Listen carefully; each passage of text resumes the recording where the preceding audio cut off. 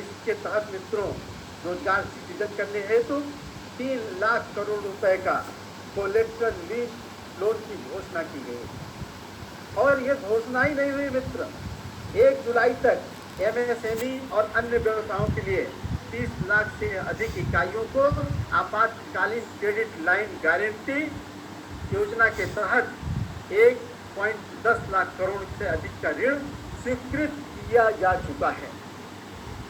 इसके अतिरिक्त एमएसएमई के लिए 50,000 करोड़ रुपए का फंड का निर्माण किया गया। आप सब की चर्चा करें तो एमएसएमई के दबाव को कम करने के लिए 2 लाख एमएसएमई को अतिरिक्त क्रेडिट सुविधा देने के लिए लगभग 30,000 करोड़ की क्रेडिट गारंटी योजना को शुरू की। और इतना ही नहीं, एमएसएमई की परिभाषा में बदलाव किया गया। सूक्ष्म विनिर्माण और सेवाओं की परिभाषा में बदलाव करके इसका दायरा भी बढ़ाने की कोशिश की गई। जहां जो सीमा 1 करोड़ रुपए थी तो उसको 5 करोड़ रुपए की गई। छोटी इकाइयों के लिए जो सीमा 10 करोड़ की थी उसको 50 करोड़ किया गया। इसी तरह से मध्यम के लिए जो 20 करोड़ रुपए का कारोबार का सीमा था उसको 100 करोड़ रुपया किया गया। मित्रों, ग्लोबल टेंडर पे 200 करोड़ रुपए तक के ग्लोबल टेंडर को पूरी तरह से रोक दिया गया कि बाहर के पार्टिसिपेंट उसमें पार्टिसिपेंट नहीं कर, वो सिर्फ और सिर्फ घरेलू कंपनियां उसमें भाग लेंगी। एक बड़ा कदम था। उद्योगों को, श्रमिकों को ईपीएफ सपोर्ट दिया गया। 3,67,000 संस्थाओं के लगभग 72,22,000 श्रमिकों को 2,500 करोड़ रुपए का लिक्विडिटी राहत दे दी गई। नॉन बैंकिंग फाइनेंशियल सेक्टर की हम चर्चा करें तो इसको जीवित करने के लिए टूटने न पावे 45,000 करोड़ रुपए की लिक्विडिटी की घोषणा की गई। गरीब कल्याण योजना की हम सब आपसे चर्चा कर रहे थे। पहले फेज में 80 लाख करोड़ का ये घोषणा हुआ, जिसमें अप्रैल, मई, जून में सबको राशन, सबको 1,000 रुपए मिले, ऐसी चिंता की गई। इसमें 500 रुपए का महिलाओं को जनधन खाता के तहत उनको पैसा पहुंच गया उनके अकाउंट में। किसानों को सम्मान निधि पहुंच गई उनके अकाउंट में। उज्ज्वला के 3 महीने का पहुंच गया उनके अकाउंट में। हम सब पूरे का अगर देखें तो कृषि सम्मान निधि में 8,70,000 किसानों को 17,890 करोड़ रुपए का धनराशि उनके खाते में पहुंचाई जाती है। जनधन, महिला जनधन खाते की चर्चा करें तो 20 को 30,611 करोड़ की धनराशि उनके अकाउंट में डायरेक्ट डेबिट क्रेडिट किया जा सकता है। सोशल सिक्योरिटी पेंशन की चर्चा करें तो 3 करोड़ ऐसे धारकों को 3,000 करोड़ रुपए दिया जा चुका है। उज्ज्वला में 8,19,000 उज्ज्वला धारकों को 13,000 करोड़ की धनराशि आवंटित करके उसकी सब्सिडी उनके खाते में पहुंचाई गई। ये टोटल 40 करोड़ से ऊपर के ये लाभार्थी हैं इस लॉकडाउन में, और इस पर 64,500 करोड़ के से ऊपर इसमें खर्च किया जा चुका है। मित्रों, प्रधानमंत्री कल्याण अन्न योजना में पहले फेज में जैसा मैंने आपको बताया कि 80 करोड़ गरीबों के लिए अप्रैल, मई, जून की योजना बनाई गई। पुनः प्रधानमंत्री जी 30 जून को घोषणा किए, ये नवंबर तक बढ़ा दी गई, ये दशहरा, दीपावली तक बढ़ा दी गई, और इसमें 90,000 करोड़ का अतिरिक्त फंड दिया गया। हर व्यक्ति को राशन पहुंचे, इसकी चिंता की गई। इस पर तकरीबन 1.5 लाख करोड़ से ऊपर रुपए का खर्च होने का अनुमान है। पूरे देश में वन राशन और one nation one ration card की योजना लगाई गई, जो आपके अगले महीने अगस्त 2020 से शुरू होने जा रही है। आप अपने दक्षिणी विधानसभा में, अपने प्रयागराज में कोई राशन कार्ड बनवाएंगे, उसका उपयोग आप केरल में भी कर सकते हैं। पोर्टेबिलिटी की सुविधा दी गई, जैसे आप सिम का उपयोग यहाँ करते हैं और वही सिम जाके बंगलौर में करते हैं, तो वो राशन यहाँ भी काम करेगा। वो राशन कार्ड आपका केरल में, बंगलौर में, बॉम्बे में सब जगह करेगा। मनरेगा पर मित्रों 40,000 करोड़ रुपए का अतिरिक्त राशि देकर 66% अधिक आवंटित किया गया और इसके तहत अब इसमें ग्रामीण विकास मंत्रालय का बजट 1,85,000 करोड़ रुपए का हो गया है। ये मनरेगा पर आने वाले श्रमिकों को सबको रोजगार मिले, इसकी चिंता की गई।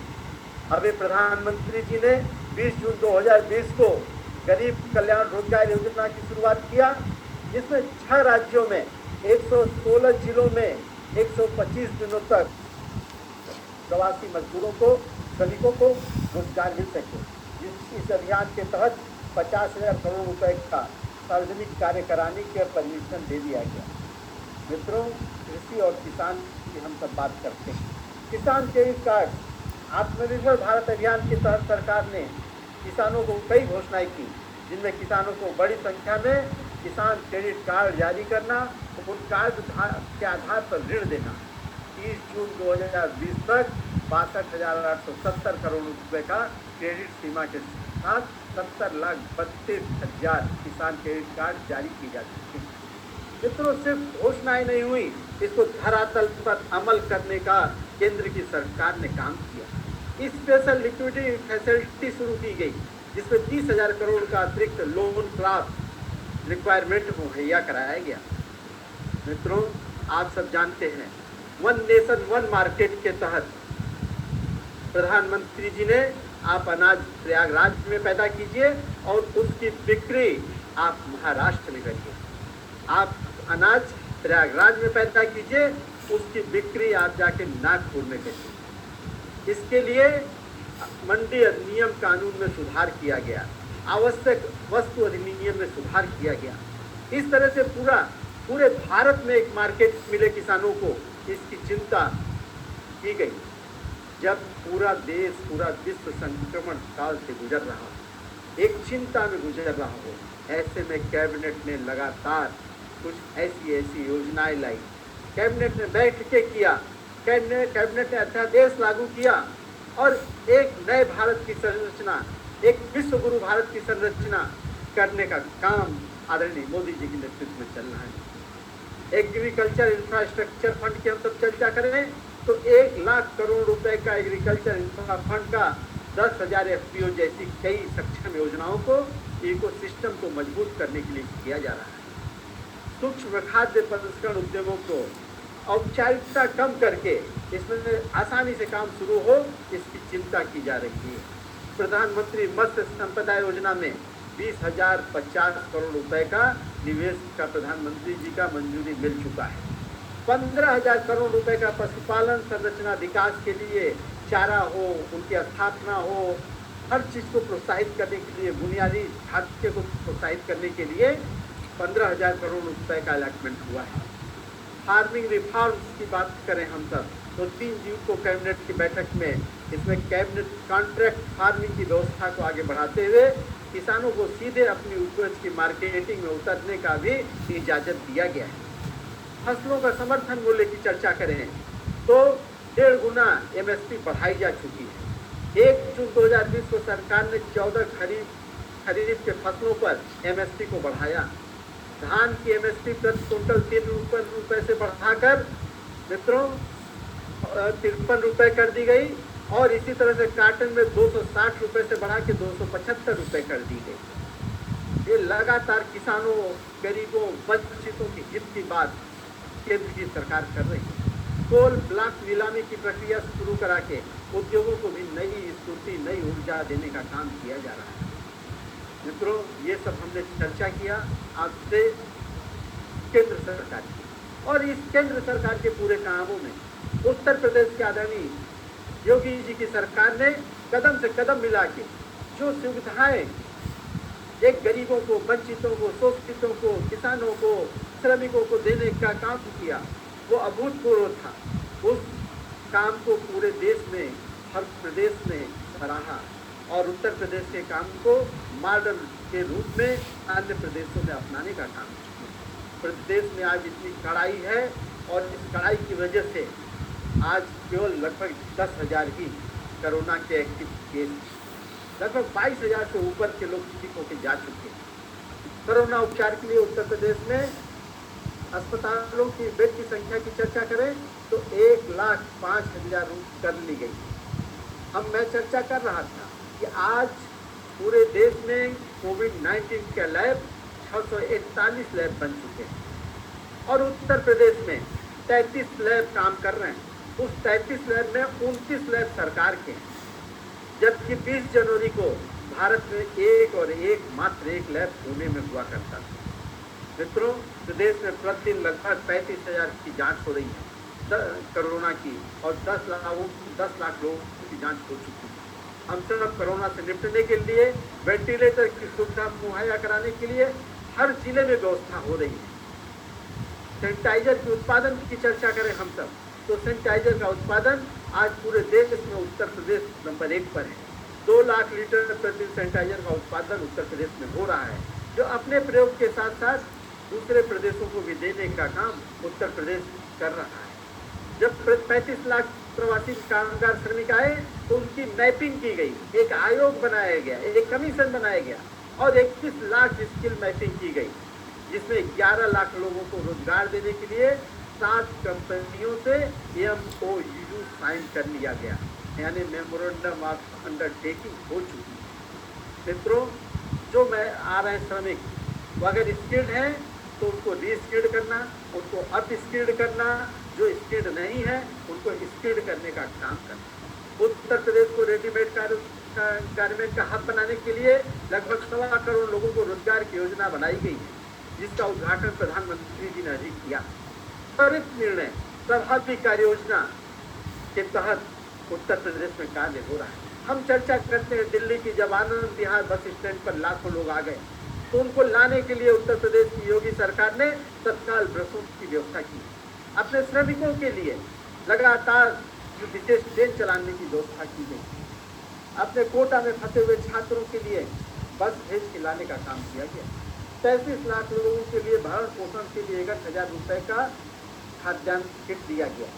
दूसरे राज्यों से 35 लाख जो प्रवासी मजदूर आए उनको भी 1,000 रुपये का राशन कार्ड उपलब्ध कराया गया। उत्तर प्रदेश में हॉट स्पॉट योजना अन्य प्रदेशों के लिए एक रणनीति का, एक रोल मॉडल का काम कर रही है। मित्रों, ये हमारी प्रदेश और केंद्र और संगठन के सेवा कार्यों का उल्लेख आपके बीच में किया। इस उल्लेख करने का चर्चा क्या है आपकी? आप बहुत कुछ जानते भी हैं, लेकिन इस बात को जन जन तक पहुंचाना, नीचे तक पहुंचाना, आम कार्यकर्ताओं के माध्यम से, बूथ अध्यक्ष के माध्यम से, सम्मानित मंडल अध्यक्ष के माध्यम से आम लोगों तक पहुंचाने का काम करना है। मित्रों, केंद्र के दूसरे कार्यकाल की 1 वर्ष की उपलब्धि का मैं अगर आपसे अभी चर्चा करूं तो ये 70 साल पर भारी है। 1 वर्ष ऐतिहासिक है, अद्वितीय है, अविस्मरणीय है। ट्रिपल तलाक कानून की हम चर्चा करते हैं मित्रों। 8 करोड़ अपनी मुस्लिम माताएं बहनें खुली हवा में सांस नहीं ले पाते। उनके लिए मोदी जी ने सबका साथ, सबका विकास, सबका विश्वास के तहत उन 8 करोड़ महिलाओं को भी स्वच्छंद हवा में सांस लेने के लिए ट्रिपल तलाक का खात्मा किया। अपने जम्मू कश्मीर की हम चर्चा करें, जो भारत का सिरमौर है, भारत के मुकुट का चांद है, उस पर भी कलंक लगा हुआ था। उस कलंक को हटाने का काम किया तो केंद्र की मोदी सरकार ने किया। 370 और 35 से हटा के आज कश्मीर भारत के विकास की गति के साथ आगे बढ़ रहा है। आज कश्मीर के लोग स्वच्छंद उद्योग कर रहे हैं। मित्रों, राम मंदिर जो 70 वर्ष से पेंडिंग था, जो एक आस्था का विषय, उस विषय पर भी मोदी सरकार की एक नीति के कारण आज वो मार्ग प्रशस्त हुआ और आज उससे 5 अगस्त को आदरणीय मोदी जी उसकी पूजा और उसका काम शुरू करने का जा रहे हैं। नागरिकता संशोधन अधिनियम की चर्चा करें तो जब अपने पड़ोसी देश हैं वहाँ अपने सिख भाई, ईसाई भाई, बौद्ध भाई, पारसी, जैन लूटन भरी जिंदगी जीते थे, वहाँ उनको प्रताड़ित किया जाता है। उनको भारत में लाके उनको स्वच्छंद जीवन देना, उनको सम्मान का जीवन देने का काम मोदी जी की सरकार ने। मित्रों, सेना में एक बेहतर सामंजस्य बनाने के लिए चीफ ऑफ डिफेंस का पद सृजित किया गया। मित्रों, ये सब चर्चा हमने आपको मोदी जी के दूसरे कार्यकाल की उपलब्धि का बताया। अभी तत्कालिक एक ज्वलंत विषय आपके बीच में रखना चाहता हूँ। चीन का विषय है। पहली बार देश की आजादी के बाद चीन को करारा जवाब दिया गया। स्वतंत्र भारत के इतिहास में पहली बार माकूल जवाब चीन को मिला और 2 किलोमीटर उसकी सेना पीछे जानी पड़ी। भारत और चीन के बॉर्डर पर LAC को सुरक्षित रखने के लिए 459 किमी का एक सड़क बनाकर न आवागमन को सुगम कर दिया गया, बल्कि LAC को पूरी तरह से सुरक्षित किया गया। चीन की विस्तारवादी नीति पर लगाम लगाने के लिए और चीन से जब तब विवाद होता था, उस विवाद को रोकने के लिए 459 किमी की सड़क का निर्माण करा के एक अनूठी पहल। मित्रों, डोकलाम की चर्चा करें, गलवान घाटी की चर्चा करें, तो भारत की सेना उसमें संघर्ष करते हुए 1 इंच भी भूमि अपनी नहीं छोड़ी। प्रधानमंत्री जी की दूरदर्शिता, विश्व की महाराष्ट्र से महाशक्तिशाली राष्ट्रों के अच्छे संबंधों के कारण हमने चीन को कूटनीतिक दबाव बना के उसकी सेना को पीछे हटने पर मजबूर किया। मित्रों, कुछ विपक्षी दलों की हम चर्चा करना चाहते हैं जो क्षुद्र राजनीति करते हैं।